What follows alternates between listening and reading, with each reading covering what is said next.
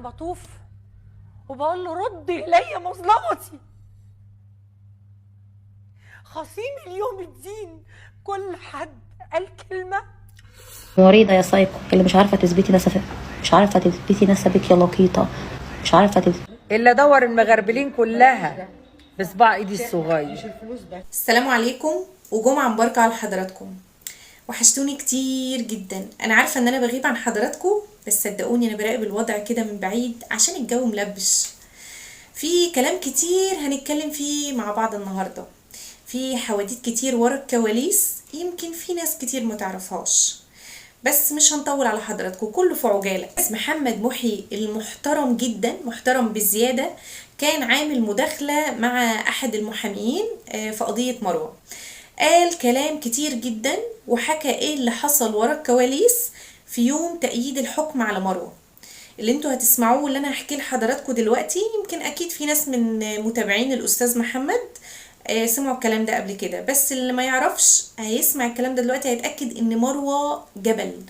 مروة استحملت كتير، مروة بطلة ان هي اتعرضت لده كله، يعني فبركولها صور إباحية وتهديدات، كل ده يوم الجلسة بتاعة تأييد الحكم. اللي حصل ان المحامين كلهم حضروا، مروة حضرت، الدنيا تمام. المحامين كانوا متأكدين ان بالدفوع اللي معاهم هيقدموها ان مفيش قضية اصلا، وان هم هياخدوا مروة معاهم وهم مروحين وهيوصلوها لحد باب بيتها. كانوا متأكدين ان مروة فعلا هتاخد براءة، وان خلاص الدنيا تمام ومظبطين مستفين ورقهم ومظبطين الدنيا تمام مية مية. إذ فجأة يفاجئوا ان هم بيتم منعهم ان هم يحضروا القضية اصلا، وان هم اتطردوا من المحكمة. لا، ما اتطردوش من بره الجلسة، لا هم اتطردوا بره المحكمة، بره خالص على الرصيف. واللي اتبقى مع مروة هم محاميين 2 بس، والاتنين اللي اتبقوا معاها تم تهديدهم زي ما تم تهديد مروة بالظبط. ايه اللي حصل بقى ساعتها؟ اللي حصل بالظبط ان مروة حضرت الجلسة، المحاميين قضية رأي عام اللي جايين يدافعوا عنها كل موجود. مرة واحدة المحاميين اتمنعوا ان هم يدافعوا عنها واتطردوا بره، اتطردوا بره خالص، بره المحكمة على الرصيف. مدة المحاكمة اللي هي تقريبا 23 دقيقة، اتطردوا بره. من ضمنهم محامي محترم كان جاي يدافع عن مروة، متخصص في تقنية المعلومات، جاي عشان يعرفها تقول ايه وما تقولش ايه. قبل ما يطرد بره دخل لمروة، اول ما دخل لقاها عماله بتعيط. قال لها في ايه انتي بتعيطي ليه؟ قالت له الحقني، مفبركين لي صور اباحيه وبيهددوني.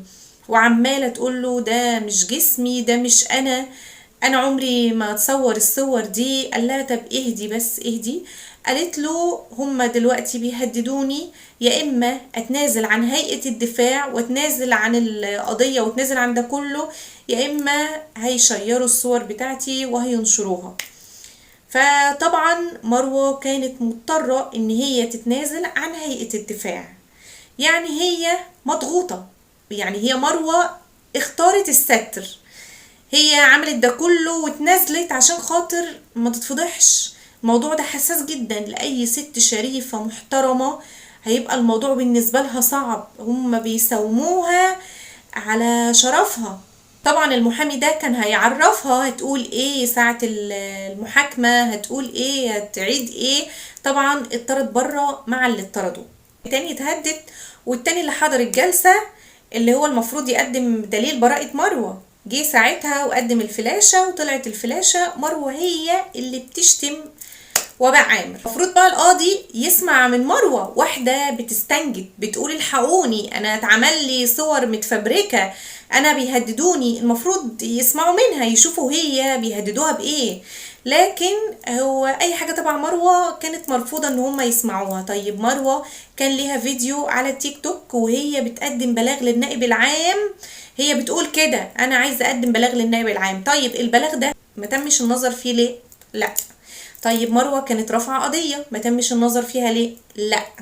كل ده اترفض، هو بس اللي اتقبل ان هو تم تأييد الحكم على مروة. يعني مروة اتسجنت ظلم، مروة ما فيش قضية اصلا. مروة المحامين كانوا رايحين واثقين ومتأكدين ان مروة براءة، مروة مفيش قضية. فهي مروة خدت السنتين والغرامة على اساس ايه؟ مروة اتسجنت ظلم. واحدة شريفة تروح تبلغ عن جريمة بتحصل وتقول الحقوا فيه بيحصل 1 2 3، هي اللي تتاخد بحجة الأول طبعا ان هو يتم التحفظ عليها، واتاخدت مروة واتحكم عليها 2 سنين وغرامة، والمجرمة بره. في شرع مين ده؟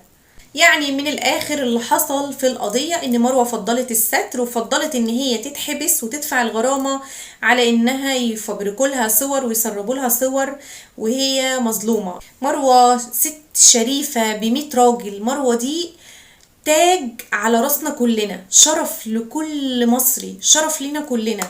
مروة دي ب100 راجل. بعديها بعد ما تم تأييد الحكم على مروة، الحكم الظلم طبعا، خرجت وفاء عامر بالفيديو اللي انا هوريه لحضراتكم ده. انا صباح الجياش يا بيت. احسن واحده الفيديو كلها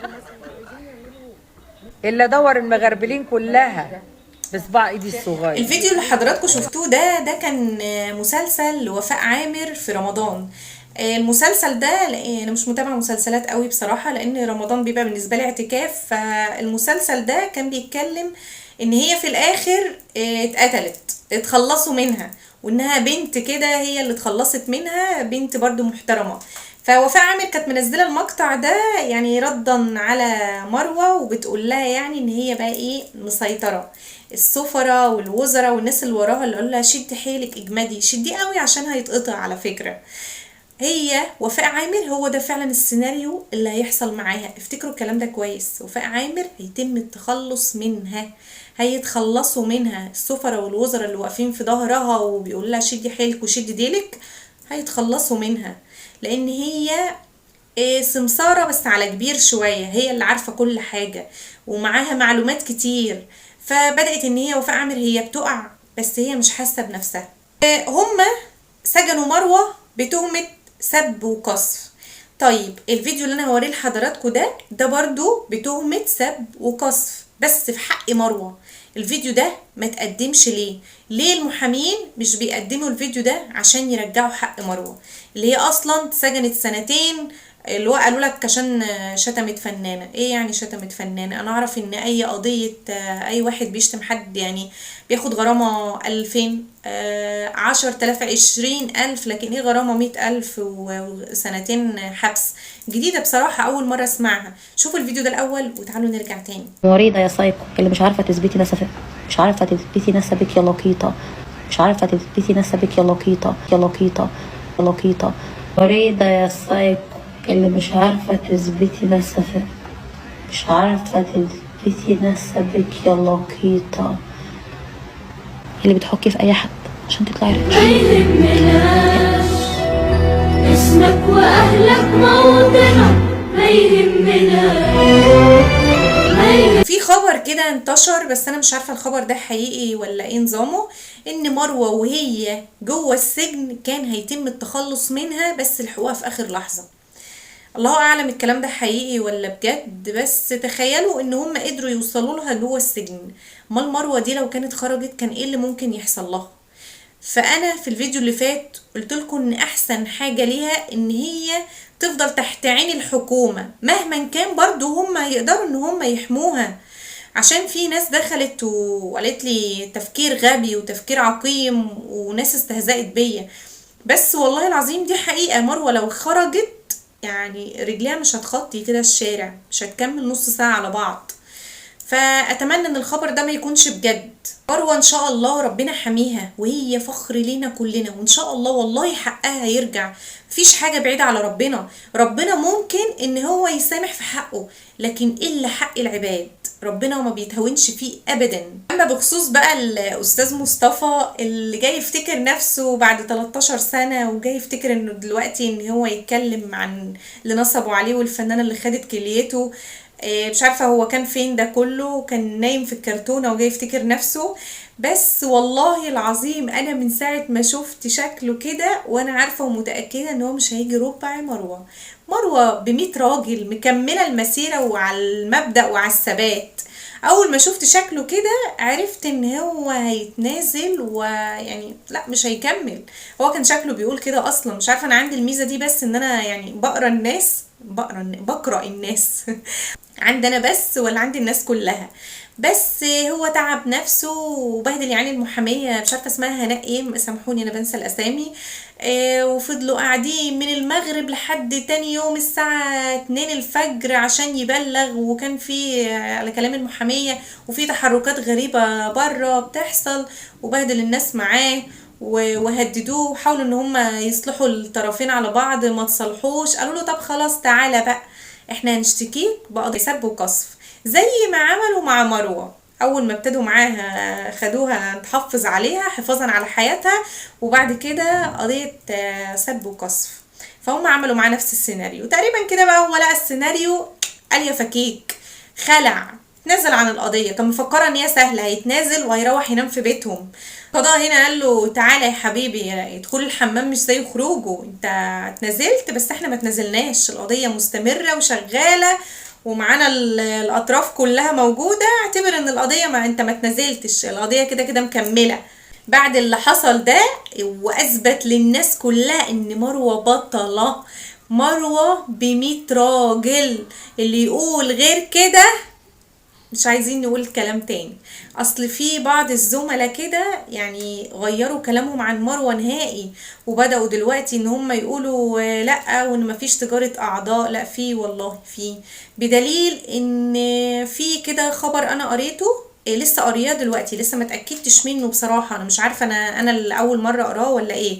اللي هو تم القبض على 41 دكتور كانوا بيتاجروا في تجارة الأعضاء في مستشفيات كبيرة، وإن هو أثناء القبض عليهم كان في 75 طفل متاخدين متفضيين كده، متاخد منهم بقى كلى، فص من الكبد، قرنية، متاخد منهم كل حاجة، متشافيين ومترميين كده زي الأضاحي في الأرض.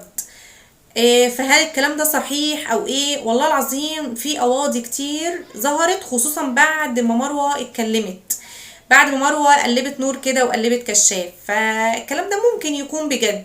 وبدليل كمان في هنا سمعت في بلدي هنا، سمعت ان في ناس، مش سمعت انا اتأكدت بصراحة، كان في شقة بيخطفوا فيها برضو أولاد وبيتم سرقة أعضائهم، وبعد كده البنات اللي أنا حكيت لحضراتكم عنهم من قدام المدرسة كل سنة 10 بنات 7 بنات. كل الكلام ده ظهر ليه دلوقتي؟ ظهر بسبب مروة، عشان مروة دي بطلة. مروة بطلة، مروة يا جماعة دي المفروض يتعمل لها تمثال. ربنا ان شاء الله هينصرها وهيظهر الحق، احنا متعشمين في ربنا خير، ربنا معاها وينصرها. وفي النهاية عشان ما اطولش على حضراتكم اكتر من كده، صلوا على الرسول عليه افضل الصلاة والسلام، ادعوا لوالدي بالرحمة ودمتم سالمين.